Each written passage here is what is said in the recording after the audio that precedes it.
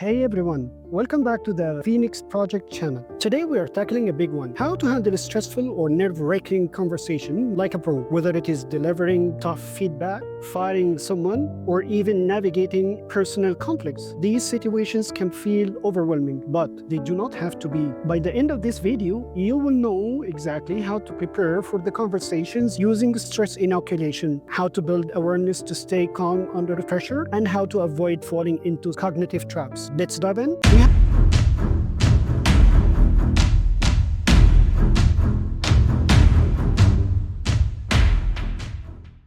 We have all been there. You're about to have a hard conversation, and suddenly your heart races, your palms sweats, and your thoughts spiral. Why? Because your brain sees it as a threat. It triggers a stress response, releasing cortisol, the stress hormone, and you feel like you're in a fight or a flight mode. The good news? You can train yourself to handle these situations with confidence using techniques called the stress inoculation. Stress inoculation is like a vaccine for your mind. Just as a vaccine exposes your body to a small dose of a virus to build immunity, stress inoculation exposes you to a simulated version of the stressful situation so your body learns to stay calm under pressure. For instance, let's say you need to fire someone. Instead of walking in unprepared, role-play the conversation multiple times with a trusted friend or a colleague. Practice saying the words out loud, dealing with potential response, and refining your approach. By the time you have the real conversation, your brain recognizes the situation as familiar, and you are much more likely to stay calm and collected. Here is a real-life example. When CIA agents prepare for high-stakes operations, they go through extensive rehearsals. Imagine a special operation team heading into a mission. They will spend days in a safe house, running through every possible scenario. For instance, where does Team A enter? What is the contingency plan if something goes wrong? How do you communicate under pressure? They rehearse over and over until it's second nature. The same principle applies to tough conversation in your life. Here,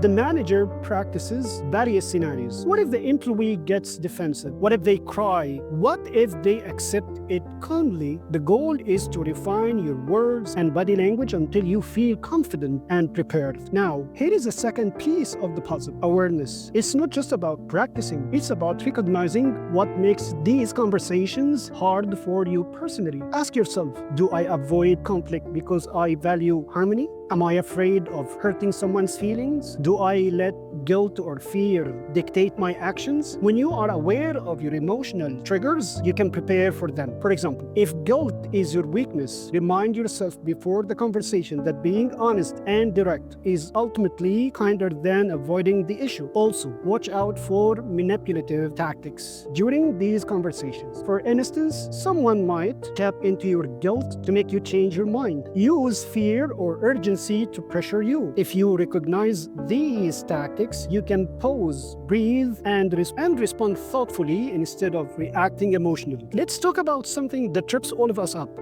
cognitive bias. They are mental shortcuts your brain takes to save energy, but they can distort your judgment. Two big ones to watch out for are confirmation bias, which is you look for evidence that supports what you already believe and ignore the rest. Two, recency bias, which is you give more weight to the most recent information, even if it is less relevant. For example, let's say you are hiring. You might focus on someone's potential because it aligns with your desire to believe in people, but this could lead to overlooking their actual performance. One way to counteract this is by introducing objective assessments, like a skill test before interviews. It forces you to focus on data rather than gut feelings. Alright, let's summarize some actionable steps you can use today. 1.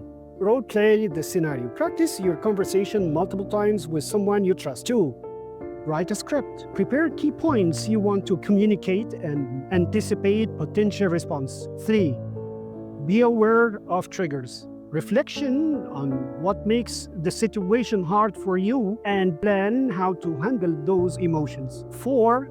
Avoid cognitive traps. Use objective tools like written feedback or tests to guide your decisions. 5.